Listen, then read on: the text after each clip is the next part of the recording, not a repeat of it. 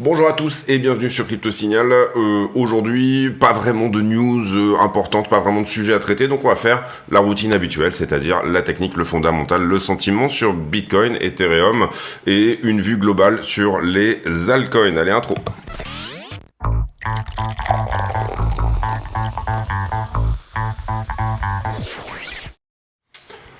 Alors, j'en profite pour vous rappeler que la totalité des bénéfices de la chaîne sont reversés à l'association Mécénat Chirurgie Cardiaque, donc n'hésitez pas ici à aller voir dans les liens comment vous pouvez aider la chaîne, etc. Cette année, on va essayer de sauver un enfant dans sa globalité, et sauver un enfant, ça coûte 12 000 euros, donc c'est le but de cette année, je pense qu'on va y arriver. Je pense que ça va le faire. Voilà, je vous tiendrai informé là-dessus, mais je pense que ça va le faire. On est là sur le BTC face au dollar en daily, on est en 4 heures très exactement, toujours dans cette structure de canal ascendant pour le moment, rien vraiment de plus à dire ici. On est là sur les prix BitGet.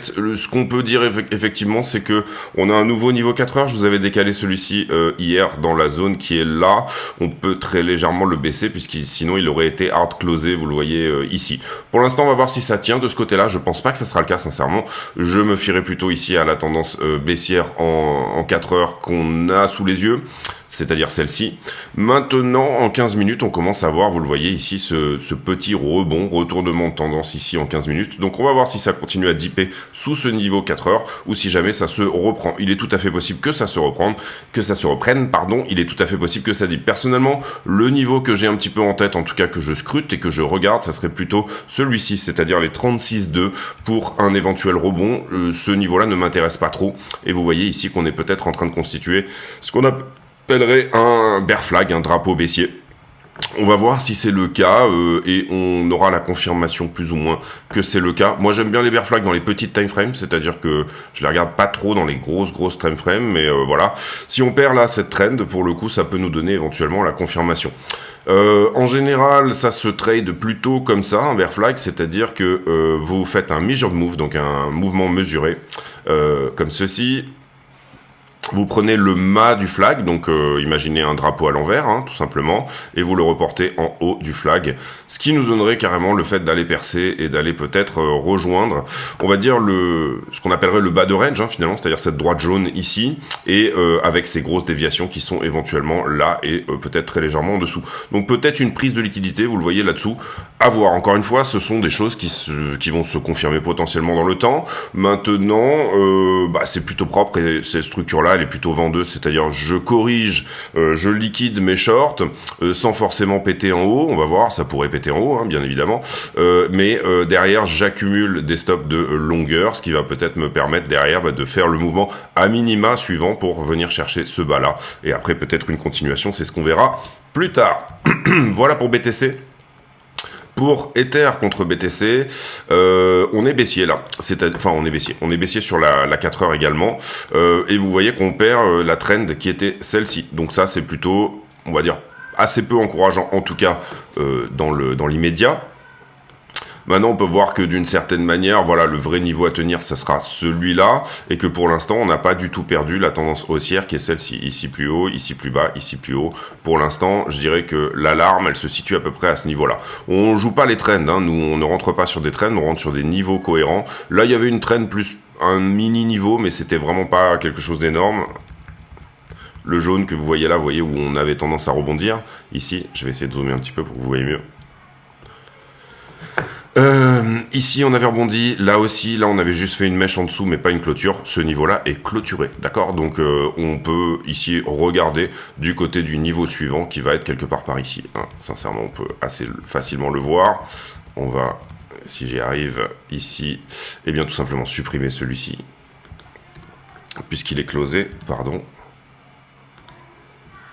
Bon, on va pas le supprimer parce qu'on n'y arrive pas, mais je le ferai en off. Et globalement, niveau suivant, on va dire que ça se trouve par là sur Ether, Bitcoin, hein, c'est relativement facile à voir.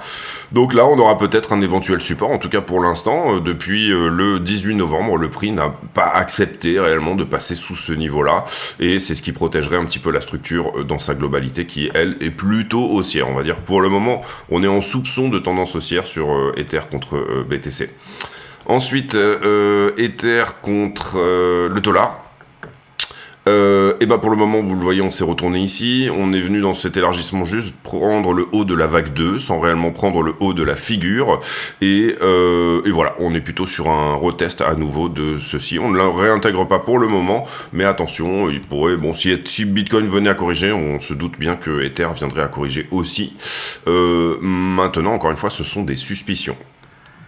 En ce qui concerne le total 3 contre Bitcoin, toujours cette tendance baissière ici, on évaluait, on estimait que la prise de ce niveau pourrait être un retournement, ça n'a pas été le cas, vos alts ont bien souffert hier. Ce qu'on peut dire éventuellement, c'est que le 4 heures qu'on avait mis là également est perdu, et que donc du coup on peut l'enlever, et éventuellement viser quelque part par ici, et c'est pas un 4 heures ici qu'on a, encore que... Je ne sais pas, peut-être que c'est le cas, peut-être que je l'ai mis intelligemment. Oui, c'est un 4 heures, vous le voyez que des mèches en dessous. Ici, on fait une clôture en dessous, mais pas l'ouverture. Ici, on le réintègre, d'accord? Ça nous sert vraiment de support. Donc, c'est ça quand je vous dis hard closer.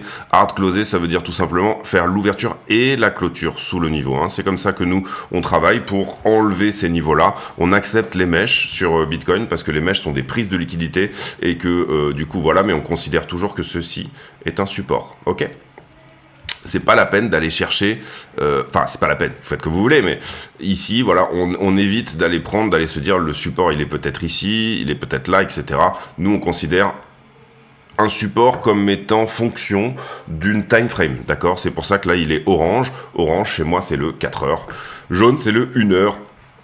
Violet, c'est le weekly, donc je sais ici où vont... Ce qu'on peut dire également sur le total 3, c'est qu'on avait une contraction ici qui a été perdue vers le bas ici et qui a été perdue vers le haut ici, donc on pourrait se transformer en range là-dedans. Ça, c'est tout à fait possible, ok? En tout cas, on peut enlever bien évidemment cette trend, ça fait un moment qu'on la garde, je sais pas trop pourquoi, et on peut également enlever celle-ci qui est perdue aussi, hop, comme ceci. Et voilà, donc pour le moment, on projette une continuation baissière, c'est-à-dire la perte de ce point-là. Toujours pareil, sans aucune certitude, c'est plus ou moins ici le fait de se dire, bon, la météo de demain sera le fait qu'on fera exactement la même chose qu'hier, c'est-à-dire continuer à baisser comme ceci. Target pour nous, 280 ici, pour le moment, vous voyez qu'on en est loin, mais... En tout cas, ici, sur la photo globale, à part un retournement ici sur ce point-là, et la construction ici, vous le voyez, d'une épaule tête-épaule inversée qui nous donnerait un retournement.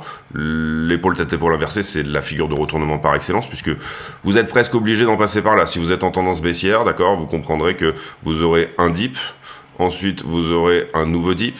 Parfois, ça se passe sur le même niveau. C'est pour ça qu'on a une neckline qui est horizontale. Parfois, ça se fait un peu plus haut. Ça vous donnerait éventuellement une neckline qui est un petit peu penchée. Mais toutes les figures se retournent avec une ETEI. Maintenant, cette ETEI, là, pour le moment, elle est plutôt en haut de quelque chose qu'en bas de quelque chose. Donc, on va voir. Sincèrement, voilà, pas de panique de ce côté-là non plus. On reste attentif, on regarde. En tout cas, pour le moment, il semblerait qu'on soit plutôt dans le bon sens. Ensuite,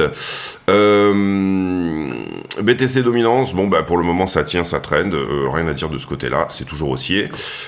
Ça mint ici un petit milliard de USDT, donc ça c'est plutôt une bonne nouvelle, on a au moins du stablecoin qui reste sur le côté, d'accord? Les stablecoins doivent disparaître quand vous les transformez en crypto, d'accord, vous comprenez? Donc là on a plutôt probablement des ordres qui s'apprêtent à bailler le dip s'il y en a un. En tout cas, on a du stablecoin sur le côté, et ça c'est vraiment une très bonne chose, c'est-à-dire qu'on a du monde qui veut effectivement venir éventuellement rentrer là-dedans.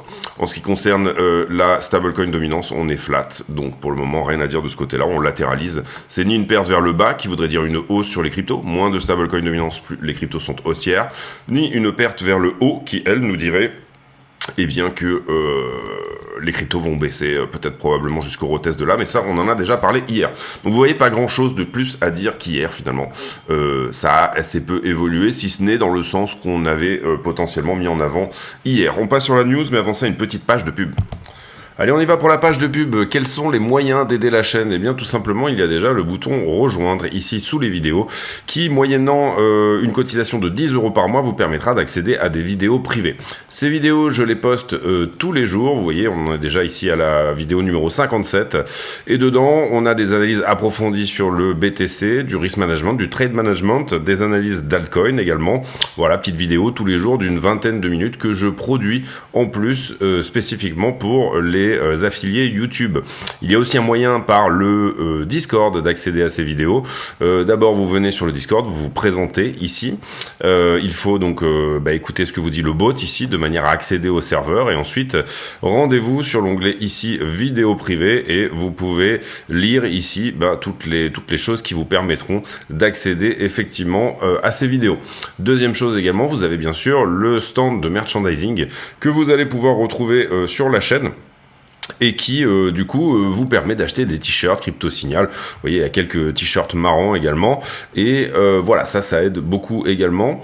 Et puis dans la description de la vidéo, vous avez tous les autres liens ici qui vous permettront également d'aider la chaîne, à savoir achat de Cold Wallet Ledger, abonnement à iBlock que moi j'utilise beaucoup, tous les autres liens sur les autres plateformes également que nous proposons, mais aussi des indicateurs type Pluxalgo, etc. Quelques bouquins sur Amazon. Bref, n'hésitez pas à aller regarder tout ça. En plus de la vidéo publique, il y a donc pas mal de choses et notamment, je pense, le Discord qui fonctionne très bien avec, vous le voyez ici, eh bien toute une communauté qui va poster ses analyses et donc ça c'est quand même extrêmement intéressant. Je vous laisse là-dessus, merci de votre écoute, à très bientôt. Ok, alors les news, j'en profite également, le meilleur moyen d'aider la chaîne, c'est de mettre un like, déjà prendre ces 2 ou 3 secondes pour mettre un like sous la vidéo, éventuellement commentaire d'encouragement, mais c'est bien évidemment ça qui est le meilleur moyen. On a un gros unlock, ça veut dire qu'il va y avoir des tokens qui appartenaient à l'équipe ou aux investisseurs qui vont être déloqués, qui vont être tout simplement mis sur le marché. Donc ces gens-là vont pouvoir vendre, et en gros, c'est sur SUI, donc on avait vu un unlock sur DYDX, ça c'est quelque chose de relativement important. On avait vu également cet unlock sur SUI et il y a également, je crois, un unlock sur Illivium, donc le jeu sur Ethereum, qui lui-même est assez conséquent, mais on a en même temps, je crois, la version bêta de Illivium qui va sortir, je sais pas exactement quel jour, mais c'est peut-être même aujourd'hui, je sais pas, il faudrait aller regarder. Mais en gros, bon voilà. Attention à ces unlocks si vous êtes sur ces marchés-là, ou en tout cas si vous avez envie d'en prendre plus, si vous voyez qu'il y a une pression vendeuse, n'hésitez pas éventuellement à buy the dip. Flux, on en avait déjà pas mal parlé hier, mais il y a un partenariat avec Coinbase sur la blockchain Base. Ici, on va passer sur X, on en a déjà parlé hier, je crois. Ça, c'était plutôt de la blague. Et 44 jours avant que la SEC ne doive donner une décision finale sur la première demande de TF-Spot qui avait été celle de ARK 21 Shares. Donc, tous les yeux sont sur la SEC en ce moment. On a on va dire qu'on a quelques rumeurs qui disent que ça pourrait être pour cette semaine. Bon, à force de crier au loup, on finira forcément par en voir la queue. Mais voilà, on a quand même ici quelques rumeurs qui nous disent éventuellement que ça pourrait être pour aujourd'hui. N'hésitez pas à vous abonner sur le Twitter de la chaîne si vous voulez être, on va dire, spécifié en temps réel, notifié en temps réel de les choses que je peux éventuellement trouver intéressantes sur Twitter, qui je pense en ce moment est quand même le média crypto qui va le plus vite. Ensuite, en parlant de ça, d'ailleurs un abonné m'a mis en avant ce site qui est pas trop mal, CryptoPanic. Pour le coup, il s'agit d'avoir les news en temps réel également, donc c'est un agrégateur de news en fait. Si ça vous intéresse également, c'est tout à fait gratuit. C'est relativement, j'ai l'impression, fiable et relativement, ça va relativement vite également. Je pense que c'est basé voilà sur une Google... je sais plus comment ça s'appelle quand vous demandez littéralement à Google de vous envoyer directement tout ce qui sort, mais c'est pas trop mal fait. Ensuite, guerre anti-crypto, Binance traqué par la SEC, on l'a déjà vu. Le CZ qui peut pas retourner aux Émirats Arabes Unis, on l'a déjà vu. Gros unlock de token, on l'a déjà vu également. Bitcoin Matrix, beaucoup qui regardent les 48K, hein, effectivement. Alors pourquoi? Parce que les 48K avaient été une zone qui avait été pas mal achetée dans le passé. Donc du coup, sur le volume, on a un spike de volume au 48K, tout simplement. Ici, on a déjà vu ça également. La tech européenne qui perd de moitié et descend jusqu'à 45, au niveau pré-Covid, jusqu'à 45 milliards. Mais l'intelligence artificielle est un bright spot. Et ici, voilà, pas grand-chose. Aujourd'hui, en calendrier économique, on aura des présidents de Fed, de banque fédérale, on va dire, qui vont parler. Et c'est tout. Donc assez peu chargé en termes de calendrier économique pour aujourd'hui. On va voir la liquidité, donc le sentiment. Et j'en profite également une nouvelle fois pour vous dire de mettre un like sur la vidéo. Si on arrive à charger la page, alors 112 millions, donc c'est une journée plutôt péchue normale.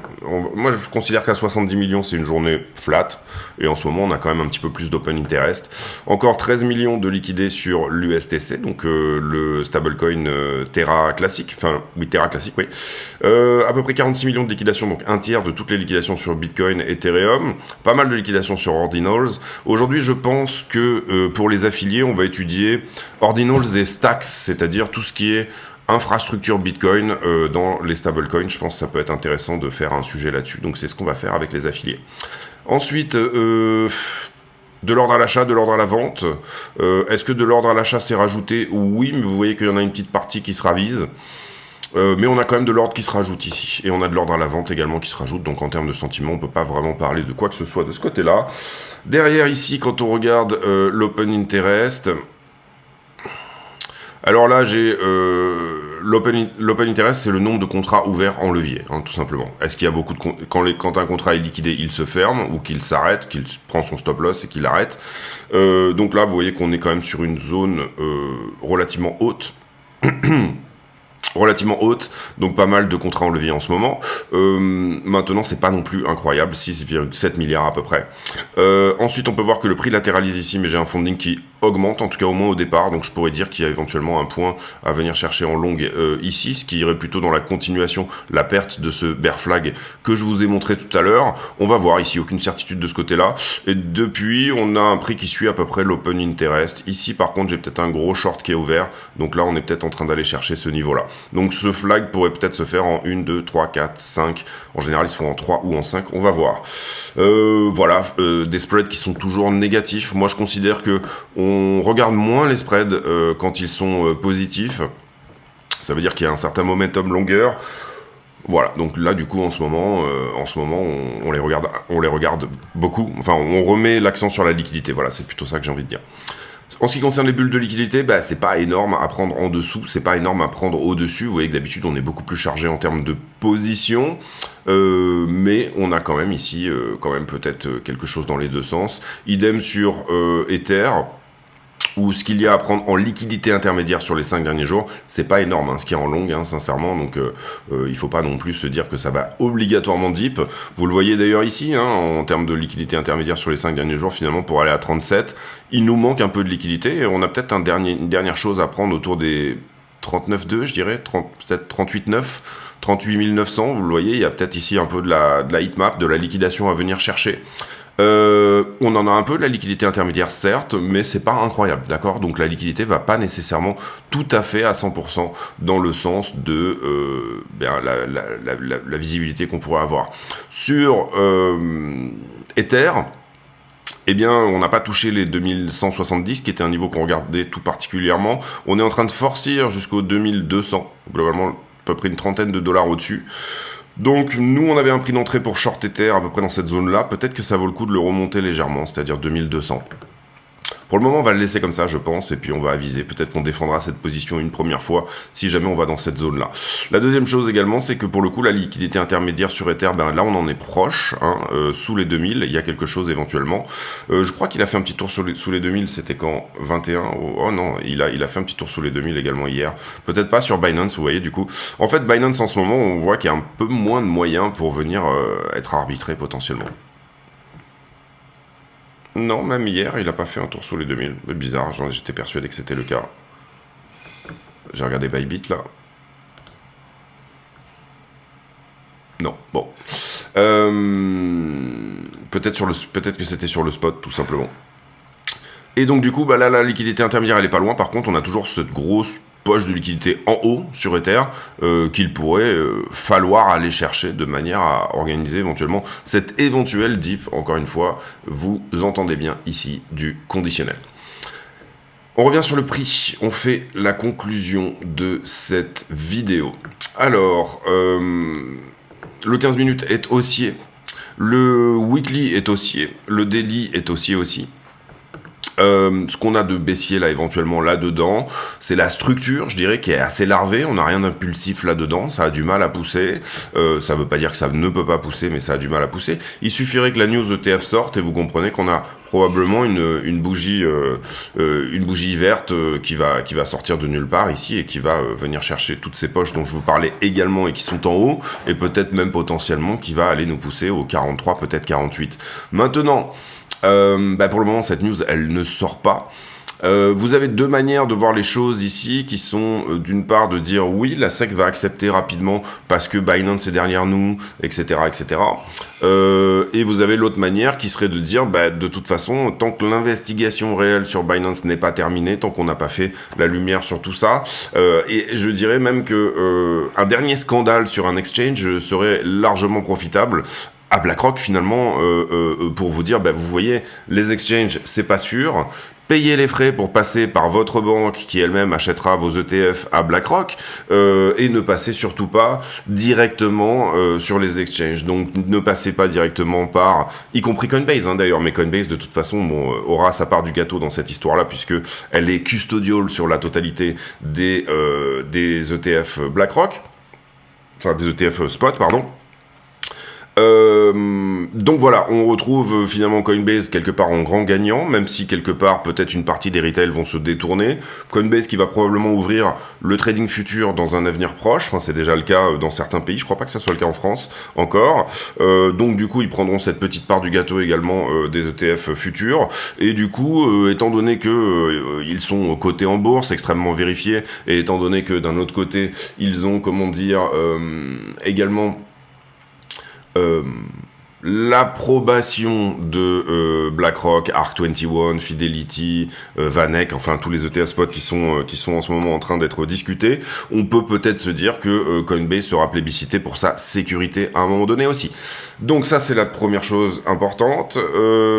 Derrière, on aura des exchanges qui vont choper des parts de marché probablement à Binance, à savoir je dirais BitGet, Bybit, OKEx, qui sont quand même en lice pour être dans les suivants. Maintenant, attention, vous avez beaucoup d'exchanges qui vont être obligés de faire leur KYC. Et d'ailleurs, je pense que c'est le cas du côté déjà de Bybit, et je crois que chez BitGet, c'est déjà en projet. Donc, est-ce qu'on se dit que du coup, les DEX pourront être une opportunité, c'est-à-dire j'ai mon MetaMask, je vais me connecter directement sur un DEX, qui soit, je sais pas, DYDX, Uniswap, SushiSwap, Dodo, Pearl, enfin voilà. Est-ce qu'il va y avoir une narration DEX qui va ressortir de tout ça, ou alors pas du tout, d'accord? C'est un petit peu la question. Régulation égale, c'est par exemple en ce moment, vous savez que vos wallets vont être de plus en plus scrutés. On l'a vu du côté de l'Europe également, où les cold wallets vont désormais devoir être déclarés, alors dans un premier temps par les PSAN, donc les prestataires de services sur actifs numériques, c'est-à-dire ceux qui sont agréés par l'AMF en France, c'est-à-dire très peu, c'est-à-dire pour le moment en termes d'exchange, il n'y a que Binance en fait, devront dire ce cold wallet appartient, je pense que ce cold wallet appartient à cette personne-là. Donc, d'une certaine manière, déclarez bien en fin d'année sur votre impôt sur le revenu vos exchanges, parce que sinon vous risquez d'avoir un problème, vous risquez d'être bloqué à un moment donné. Donc moi, si je peux vous donner un conseil, en tout cas moi je le fais comme ça, payez votre flat tax, soyez clean, parce que à un moment donné, on va dire cet âge d'or où on n'avait pas besoin de tout déclarer sur la crypto, je pense qu'il est terminé. Sinon, rentrez sur DEX et rentrez sur Monero. À ce moment-là, vous vous dites, bon, c'est la bonne narration, la privacy, et voilà. Mais en gros, À part, vous restez sur le darknet, vous restez sur le côté, entre guillemets. Le darknet, c'est ce que j'appellerais toute cette forme-là. En fait, on avait le début de cette narration-là au moment où Tornado Cash a été arrêté. On savait déjà que c'était un petit peu l'idée. On a eu après toutes les régulations européennes qui effectivement ont dit que c'était effectivement l'idée, c'est-à-dire, ok, vous voulez faire de la crypto, pas de problème, par contre, il va falloir payer votre taxe, votre flat tax. Et au moment de la sortie, sinon vous ne pourrez rien en faire, tout simplement.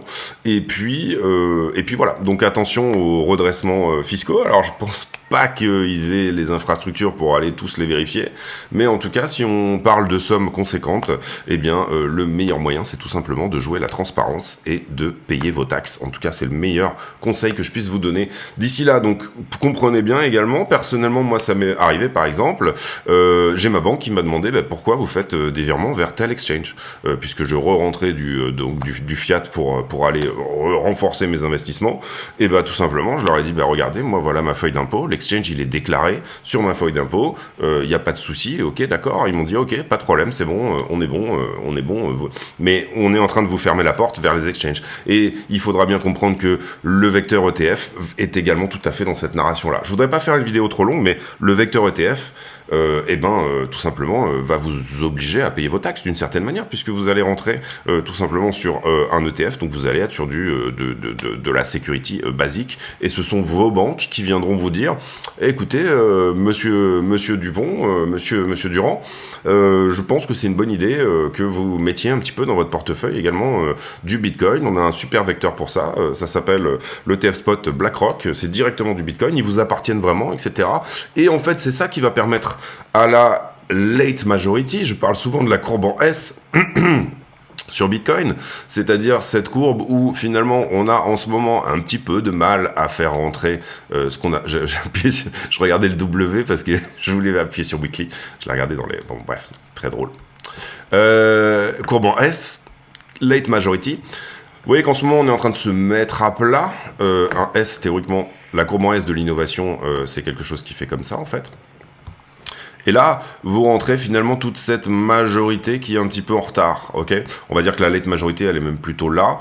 Mais globalement, ici, vous rentrez tous les innovateurs. Ici, vous allez rentrer tous les adopteurs qui sont un petit peu plus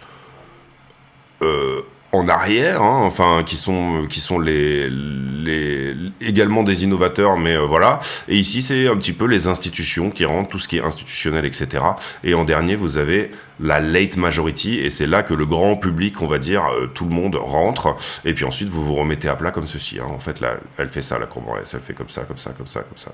D'accord ? C'est mal dessiné là, mais globalement ici il faut comprendre qu'il y a. On va y arriver.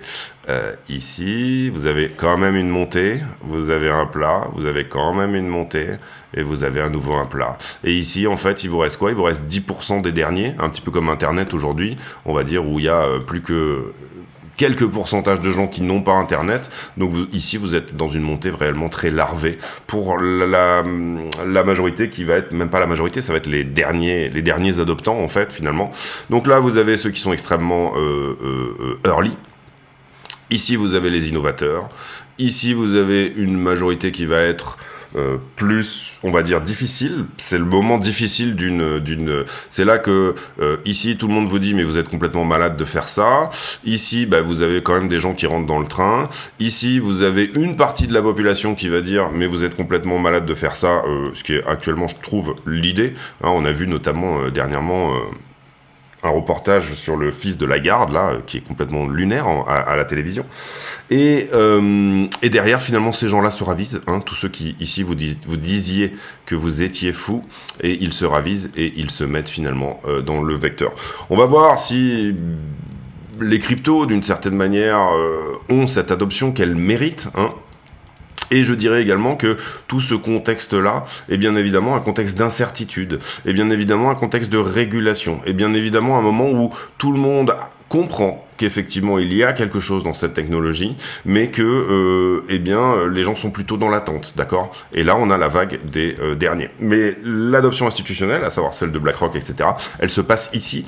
Et l'adoption finale, elle va se passer par votre conseiller BNP Paribas, qui va conseiller tout simplement à monsieur Duchmoul d'aller effectivement peut-être investir un petit peu de son portefeuille sur le Bitcoin, parce que la courbe est belle, parce que c'est intéressant, et parce que ça lui évite de passer par les méchants exchanges qui, eux, sont extrêmement dangereux, à montrer les faillites de Terra Luna, FTX, et peut-être potentiellement, en tout cas, le fiasco qui a pu créer cette espèce de gros FUD, finalement, sur Binance. Voilà pour moi, j'espère que cette vidéo vous a plu. On se retrouve demain pour une nouvelle vidéo. J'ai pour habitude en fin de vidéo de poser une question à la con, c'est-à-dire une question qui n'a rien à voir avec le prix du Bitcoin, mais qui vous permet de converser de choses et d'autres. Tiens, est-ce que vous enlevez vos chaussures en rentrant à la maison? Est-ce que vous avez la petite paire de chaussons dans laquelle vous vous glissez à la japonaise pour éviter tout simplement de faire entrer les miasmes de votre maison, de l'extérieur dans votre maison? C'est pas mon cas, personnellement. Moi, je suis plutôt en mode aime ton microbe, c'est-à-dire, je pense que les enfants doivent être exposés à un maximum de microbes pour pas ensuite se retrouver allergiques à tout ce qui traîne, parce qu'ils ont été trop protégés. Donc voilà, c'est pas mon cas, personnellement. Moi, je rentre et voilà. Je dis pas que je fais lécher mes chaussures à mes enfants, mais en tout cas, voilà, je m'en fiche un petit peu. Voilà, c'est pas tellement quelque chose qui me dérange. Donc voilà, répondez-moi en commentaire de la vidéo. Est-ce que vous avez tendance à faire ça? On se retrouve demain, portez-vous bien, merci pour votre bienveillance, régularité, voilà, et puis tout ce qui va bien, et voilà, très heureux de vous compter parmi nous, et on se retrouve demain, ciao.